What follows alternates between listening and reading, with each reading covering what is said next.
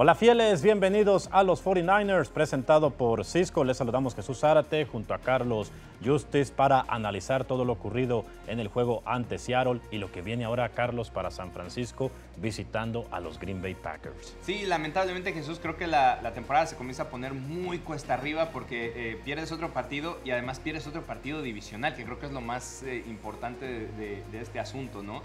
Y la otra cosa que ha sido preocupante a lo largo de la temporada es que en todos y cada uno de los partidos que has perdido, has estado al frente en el marcador. Eso es complicado incluso en el mismo, la forma de sentir del equipo, porque una cosa es llegar contra un equipo que está obviamente mejor preparado que tú, que a lo mejor tiene mejores armas, a veces uno tiene ausencias y el otro las aprovecha, y pierdes un partido. Eso es normal en la NFL, me parece que sobre todo con tantos equipos buenos que hay dentro de la NFL, eso te puede llegar a suceder. Pero el problema con los San Francisco 49ers esta temporada es que en todos los partidos que han perdido siempre han ido adelante en el marcador en algún momento y no has podido mantener esas ventajas, ¿no? Entonces se conjugan un montón de situaciones. Primero, que de repente el esquema no funciona, que a veces hay detalles que están mal, algunos jugadores que se pierden incluso durante el partido. Por ejemplo, en este partido creo que la salida de Nick Bosa es para mí la clave para que los Niners no se puedan quedar con el partido. Y ese tipo de cosas se han ido sumando de a poco y te deja preocupado porque en esta situación en la que estás ahora, a media temporada, un poquito más de media temporada, ya con el bye week y con 5-5, pues al ser un equipo regular, porque precisamente eso dice el récord, pues se pone en una situación muy complicada porque ahora ya tienes que ganar más partidos de los que quedan, de los que puedes perder. Y te tocan dos salidas muy complicadas contra dos equipos muy buenos antes de regresar a casa para volver a enfrentar otro partido que en el papel se supone que puedes ganar, pero como han estado las cosas, pues no lo sabes. Sí, la verdad que es muy complicado y eso que dices, por supuesto que frustra, ¿no? Que tienes la ventaja, que incluso por momentos te ves superior al rival. Y jugando bien. Sí, exactamente, y terminas regalando el triunfo, ¿no? Le pasó contra los Rams, contra los Cardenales, ahora contra Seattle. Contra Kansas City. Entonces prácticamente toda la temporada ha sido la misma historia y por eso es lo que frustra. Pero a la vez, el hecho que, como tú dices, en ningún partido ha sido superado por el rival, para estos partidos que vienen, te da por lo menos la esperanza de decir, ok, esos errores que has cometido deberían de estar en tu control. Por ejemplo, las penalidades, ¿no? Yo creo que también aquí contra Seattle se pierde ese partido del domingo porque fueron 9 penalidades, Carlos, para 54 yardas. Seattle solamente cometió 4 para 20 yardas. Entonces tú no puedes regalarle esa cantidad de yardas al rival. Sabemos que los partidos de división siempre son complicados, no importa quién llegue como favorito. Sí, y en cualquier partido del NFL, ¿no? Por allí decía Bill Belichick en uno de esos programas que los partidos de la NFL normalmente se definen en los últimos minutos y si tú al rival le estás regalando yardas con penalidades, si tu defensa no se puede salir del campo precisamente por una penalidad o cuando tu ofensiva ya está en territorio del rival, ya parece que puedes anotar por ahí algún touchdown o por lo menos conseguir un gol de campo y vienen penalidades que incluso te sacan de la zona de patear un gol de campo, eso termina reflejándose en el marcador. Y ojo, también creo que cierta responsabilidad, porque no se las voy a quitar, hubo algunas muy rigoristas, creo que hay 2 decisiones que están mal tomadas por parte de los oficiales, pero es algo que tienes que tener en mente que puede pasar. Entonces, al final de cuentas, si va a venir un error de ese tamaño, tiene que ser en un momento en el que no pase nada y está en tu control no entrar en una situación donde un error de los oficiales pueda cambiarte el partido, ¿no? Porque te digo, en hay que decirlo, hay 2 atrapadas que para mí, que hace muy bien Kyle Shanahan en sacar el challenge, las deciden mal y son cosas que te juegan en contra porque eran situaciones donde podías haber sacado al equipo de los Seahawks del campo. Pero más allá de eso, sobre todo en la ofensiva también hay un par de pañuelos muy rigoristas también en un par de drives donde vas avanzando y vas avanzando bien y acabas haciendo un holding y esos holdings son tremendos porque esas 10 yardas es una diferencia enorme a la hora de tener que lidiar contra ellas. Pero también es un poquito de concentración, ¿no? Porque a lo mejor si no te pones tú en una situación donde puedas entregar ese pañuelo rigorista, pues estás en una mejor situación para hacerlo. Y sobre todo a la hora de que ya tienes controlado, por así decir, el partido, te digo, ahí es donde tiene que venir la máxima concentración, de decir, tengo que limpiar todo, tengo que no dejar ninguna duda de que esto puede pasar, porque al final de cuentas, por ejemplo, esos dos challenges, viene una jugada que al final de cuentas Geno Smith termina tirando un pase y el receptor termina atrapándolo. Que si tocó afuera, que si no tocó afuera, el chiste es que no tuvieras en esa situación, porque si hubieras podido tener la marca más pegajosa o si hubieras podido tener más presión sobre Geno Smith, pues acá tirando un pase que ni siquiera puede completar y entonces no te verías en esa situación, ¿no? Y creo que ahí es donde esa parte que le ha faltado al equipo a lo largo de la temporada, que a veces sí y a veces no, y por eso está 5-5, porque los días que lo hace bien, pues conforme se queda con la victoria, y el día que no, que tiene esos pequeños errores de concentración, pues acabas perdiendo. Sí, otra cosa que también impactó bastante, y sobre todo a la ofensiva, ¿no? A George Kittle, que no estuvo en el juego por su problema en el tendón de la corva, y eso te afecta obviamente en el juego aéreo y en el juego terrestre. Incluso durante el partido Kyle Shanahan estuvo habilitando a Jalen Moore como ala cerrada, pero obviamente cuando entraba Jalen Moore no te iba a presentar una amenaza para los Seahawks en el juego aéreo. Él más que nada entraba para ayudar a bloquear en el juego terrestre, pero eso, Carlos, te obliga a quitar a algún receptor por ahí. Entonces ya nada más, por ejemplo, no, por eso yo creo que en parte no se pudo involucrar mucho en el partido Ricky Pearsall, porque al meter a Jalen Moore, pues tienes que sacar a alguien, y entonces ya nada más te queda Deebo, te queda Jauan Jennings, y eso tiene también un impacto en el juego aéreo. No, y no solamente eso, creo que es por obviedad, ¿no? Cuando pones a Jalen Moore, es obvio que vas a correr el balón, o que es más probable que corras el balón.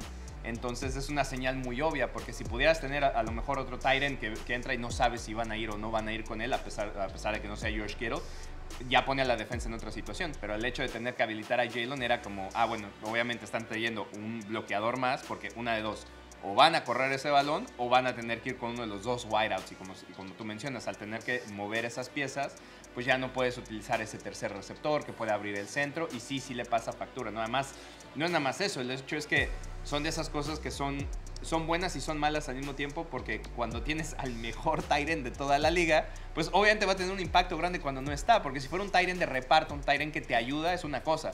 Pero cuando realmente es el mejor tight end que existe dentro de la NFL, pues sí se va a notar su producción en las dos partes, ¿no? Y sí le pasa un poquito de factura a eso, y se nota, ¿no? A la hora de abrir espacios, sobre todo porque la velocidad de George y su fuerza le ayuda también a esos bloqueos a ser un poquito diferentes, ¿no? A darle un poquito más de espacio a sus corredores para que lo pueda hacer.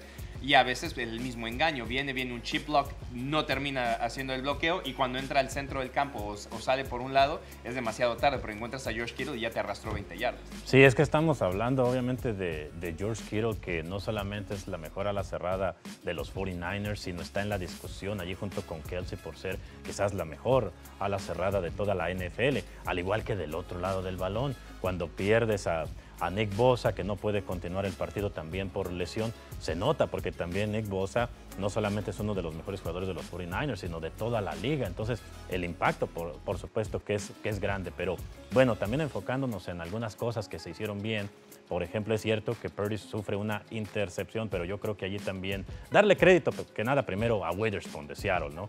Que se anticipa bien para lograr desviar ese balón, pero allí Seattle yo pienso que sí cuenta con algo de fortuna, porque sí, el balón sale hacia arriba y le cae justo a las manos del liniero defensivo. Pero fuera de eso, Purdy tuvo un touchdown por tierra de 10 yardas, que había intentado la misma jugada en la jugada previa, ¿no? Valga la redundancia, y se resbala. Después van otra vez con lo mismo y logra anotar de 10 yardas por tierra. Y después el touchdown por aire que le lanza a Jauan Jennings, que yo creo que Jauan Jennings también fue uno de los puntos brillantes de este partido. Es increíble, parecía que ese esfuerzo que tuvo Jauan Jennings en esa jugada, porque tuvo 10 recepciones para 91 yardas y el touchdown, ¿no? Pero en esa jugada donde consigue el primero y gol, donde parecía que San Francisco se tenía que conformar otra vez con un gol de campo, en un momento clave del partido, porque recuerdas que en ese momento Seattle estaba ganando 13-10, y Jauan Jennings es increíble, recepciona el balón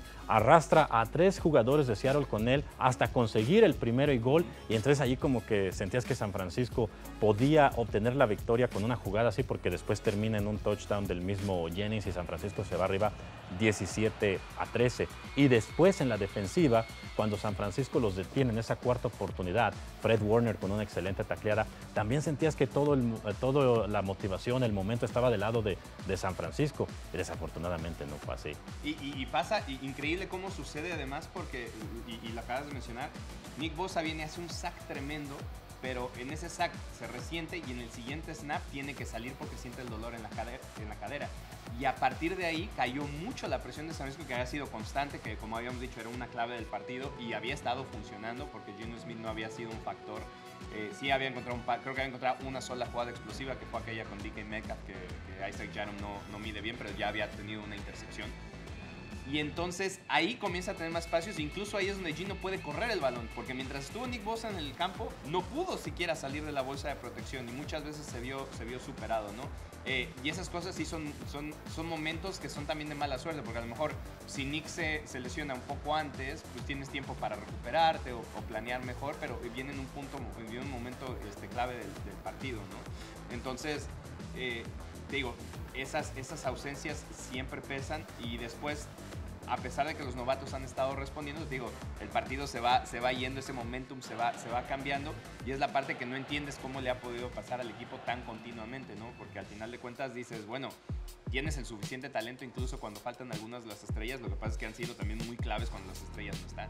Sí, exactamente, porque obviamente en una temporada de fútbol americano se van a presentar lesiones, ¿no? Por la naturaleza del deporte, eso es normal, pero cuando tienes ausencias del tamaño de Kittle, como ya lo comentamos, del tamaño de Bosa, temprano en el año del tamaño de Christian McCaffrey, que apenas recientemente, hace un par de semanas hizo su debut en la temporada, un Greenlaw que ni siquiera ha podido debutar esa temporada por lesión, entonces estamos hablando de estrellas de gran peso en el equipo y como te digo, no solamente en los 49ers, alrededor de la liga. Ufanga, Ayuk, o sea, ha sido tremendo. Muchos jugadores que fueron All Pro la temporada pasada no han podido estar con el equipo y obviamente sí va a notar el impacto, ¿no? Obviamente eso no es un pretexto porque se supone que tienes la mentalidad de next man up, pero es que al ser jugadores tan fundamentales también es raro, ¿no? Que en una temporada todos los jugadores que son claves, todos vayan cayendo de a poco, que no puedan estar todos al mismo tiempo, ¿no?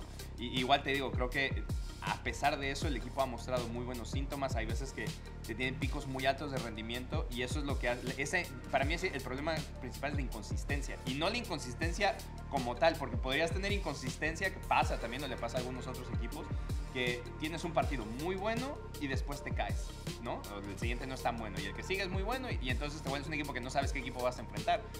Acá no, no sabes en qué momento del partido vas a tener esa inconsistencia y eso creo que sí viene un poquito lo podría yo decir como de esa resaca del Super Bowl un poquito, de que creo que sí el equipo llegó después de que se sintió tan golpeado por no poderse llevar el Super Bowl, también estando arriba y estando tan cerca, llegó esta temporada ya pensando en ese partido, ¿no? Y creo que por eso a veces durante los juegos se van yendo esos errores de concentración, porque al sentir que tienes que ganar ese partido, de repente comienza a salirte de las manos, ¿no? Pero la única ventaja que tienen es que a pesar de que el calendario en lo que sobra es muy difícil, muy difícil, si puedes arrancar ciertas victorias ahí, anímicamente eso te va a ayudar. Porque aunque te metas en los playoffs como wildcard de último, si puedes sacarle victorias a estos equipos fuertes que vas a estar enfrentando, porque los Dolphins ya están jugando bien otra vez, viene ahora Green Bay, viene Buffalo, tienes que volver a enfrentar a los Rams, tienes que volver a enfrentar a los Cardenales, tienes que enfrentar a Detroit.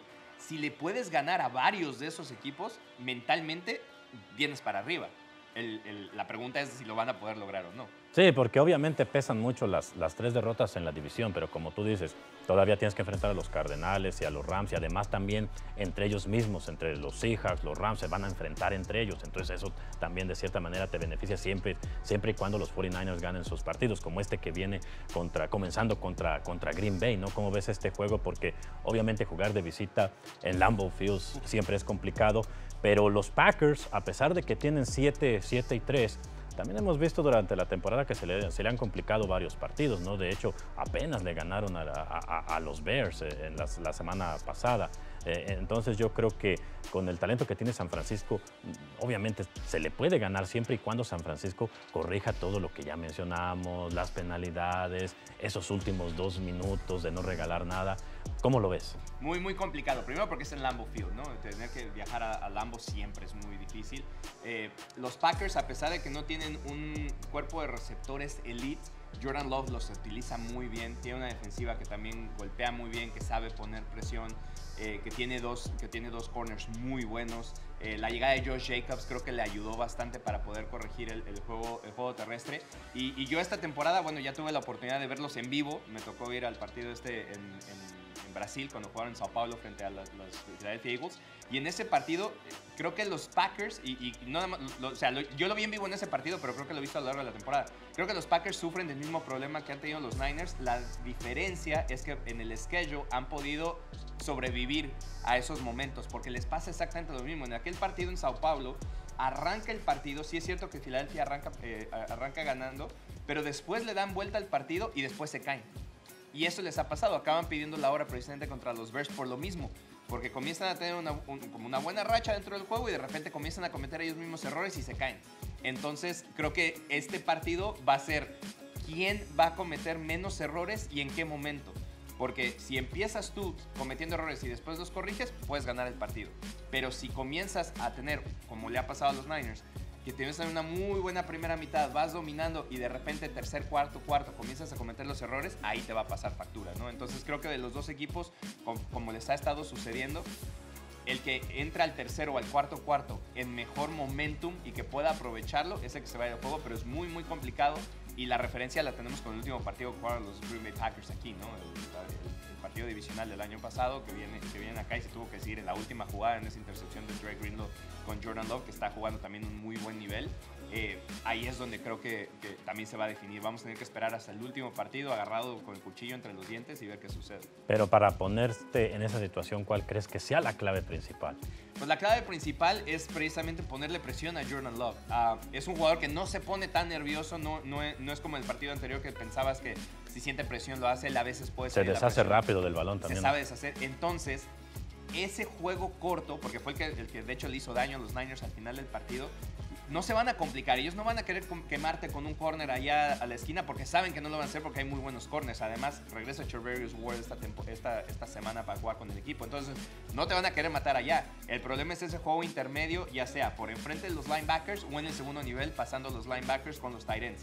Entonces, el equipo tiene que estar muy concentrado para no permitir esas jugadas cortas y que vayan avanzando a poco, que además comiencen a abrirle el centro un poquito a Josh Jacobs para que entonces pueda correr el balón. Entonces, tiene que haber muy buena presión, pero sobre todo que la secundaria y los linebackers puedan cerrar el centro del campo. Y a la ofensiva, otra vez poder correr ese balón.